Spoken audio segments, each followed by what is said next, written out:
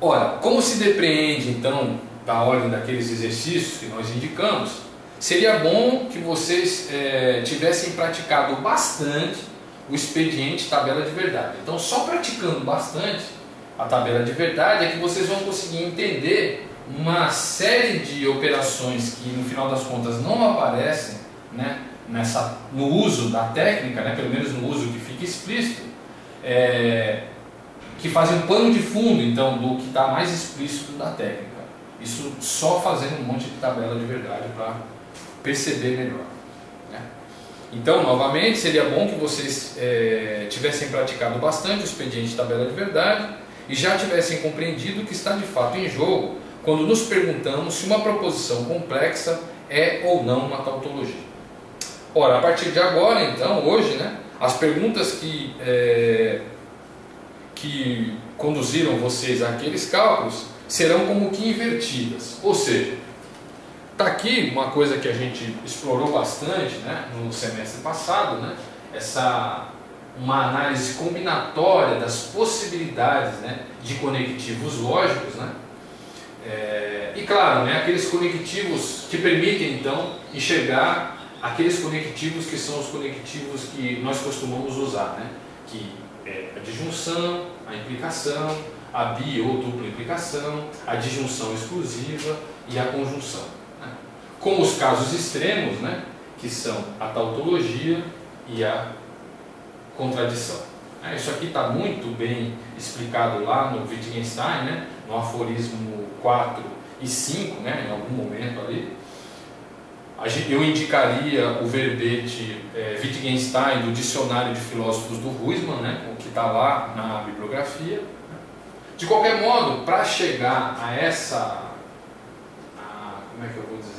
essa forma, né, o que nós podemos fazer é justamente fazer essa combinação, né, de possibilidades de valores das proposições P e Q.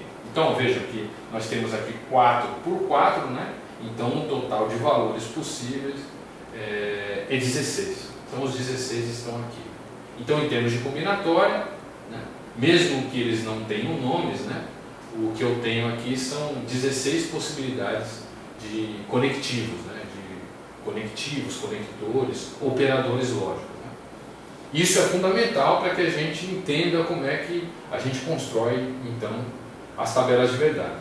Ora, quando nós estamos diante desse pensamento, o que nos interessa é justamente, a partir das possibilidades de verdade, né, das proposições atômicas, né, as proposições simples, e decidir sobre os valores resultantes da proposição complexa.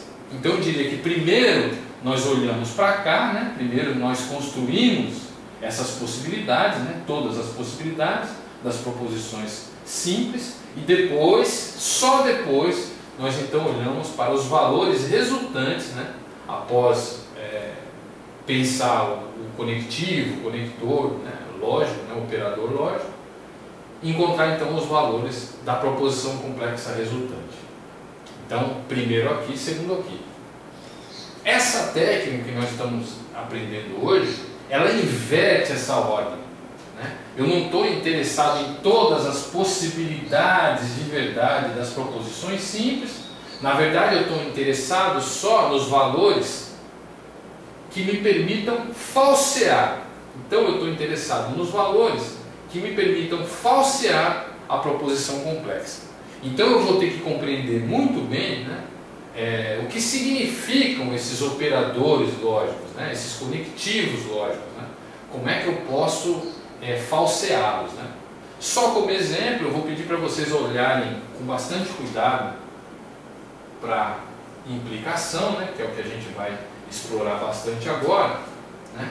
Então, se eu fizer esse processo inverso, ou seja, não vou olhar das possibilidades de verdade das simples para as complexas, mas eu vou olhar para a possibilidade de falsidade da complexa e aí me perguntar pelo valor que devem ter as simples, né? Então, invertir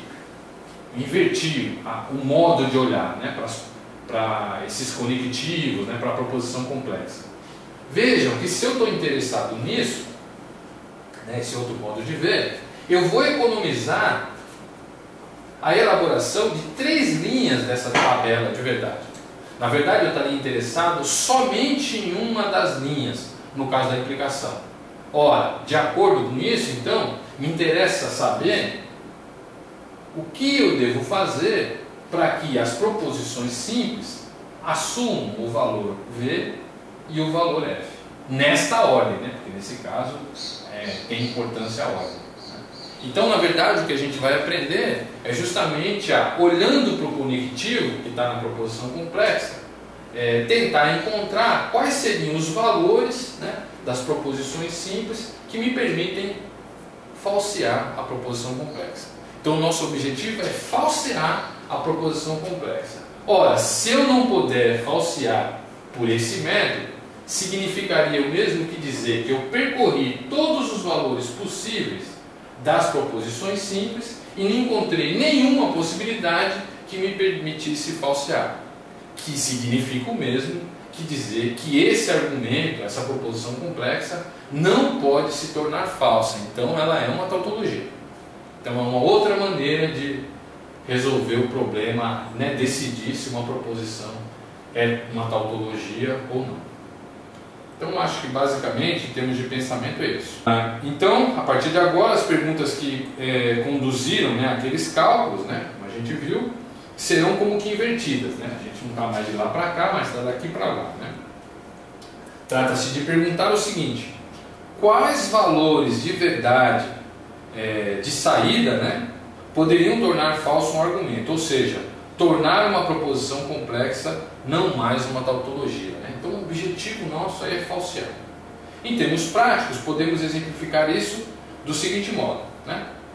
Primeiro, vocês têm que se acostumar, né, com essa possibilidade combinatória, né, de valores.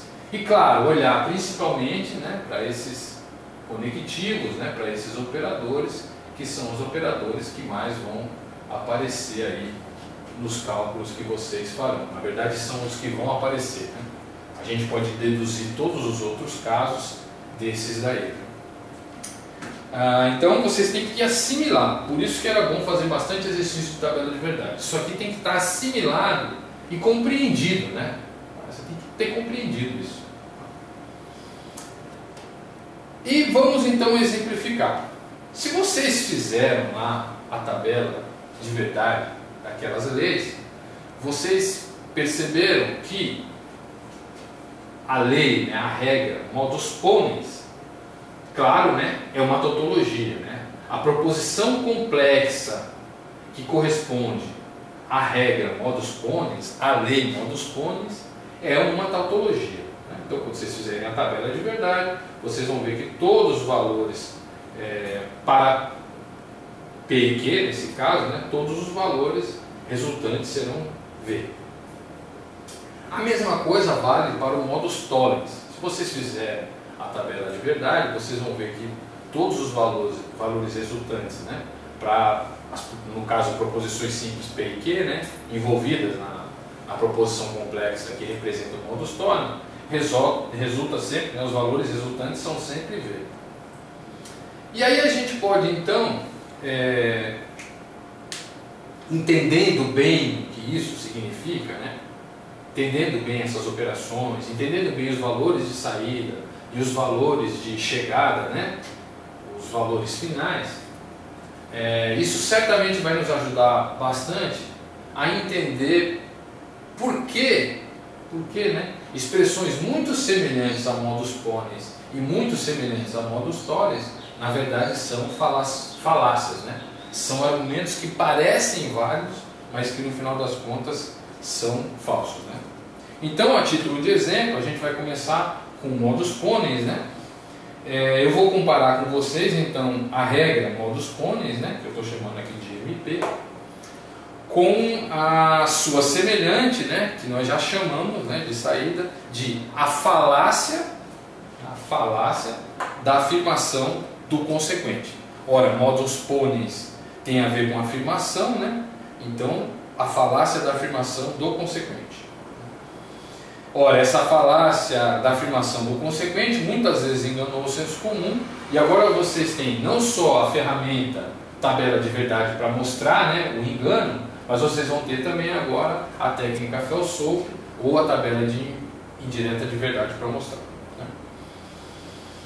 Então, qual é o nosso objetivo? O nosso objetivo é tentar falsear a regra modus ponens, a lei modus ponens, e ao mesmo tempo tentar falsear a regra, a falácia, né, da afirmação do consequente. Né? Nós vamos tentar falsear as duas e vamos ver se isso é possível.